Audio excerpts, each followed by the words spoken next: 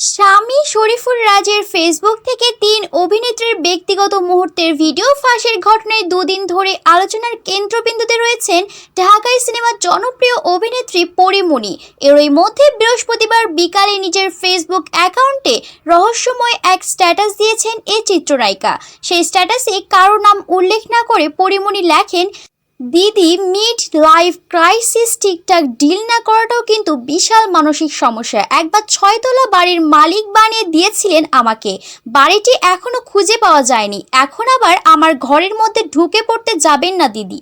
ক্ষোভ প্রকাশ করে পরীমণি আরও লেখেন, এবার কিন্তু আমি আর ছেড়ে কথা বলবো না আপনাকে, আর কোনো করোনা হবে না আপনার মিড লাইফ ক্রাইসিস নিয়ে। এমন স্ট্যাটাস দেখে অনেকেই ভাবছেন কার উদ্দেশ্যে এমনটি লিখলেন নায়িকা। পরীমণি কারো নাম না বললেও দেশের কয়েকটি সংবাদ মাধ্যম তাদের খবরে সিনিয়র একজন নায়িকার কথা উল্লেখ করেছেন। এর আগে সিনিয়র সেই নায়িকা পরীমণির বাড়ি গাড়ি নিয়ে প্রশ্ন তুলেছিলেন।